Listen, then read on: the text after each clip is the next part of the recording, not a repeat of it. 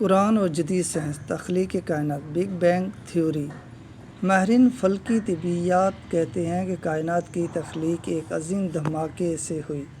اس نظریے کو قبول عام کا درجہ حاصل ہے کیونکہ ماہرین فلکیات اور ماہرین فلکی طبیعیات نے کئی دہائیوں کے مشاہدات اور تجربات کے بعد اس نظریے کی حمایت میں حقائق اکٹھے کیے ہیں۔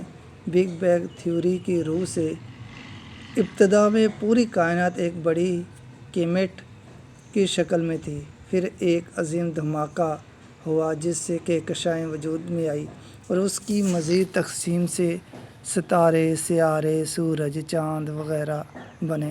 کائنات کی اصل انتہائی منفرد تھی، اس کے اتفاقیہ وجود میں آنے کا تصور بعید از امکان ہے۔ قرآن کی درجہ ذیل آیات ابتدائی کائنات کی طرف اشارہ کرتی ہے۔ کیا کافروں نے نہیں دیکھا؟ کیا غور نہیں کیا؟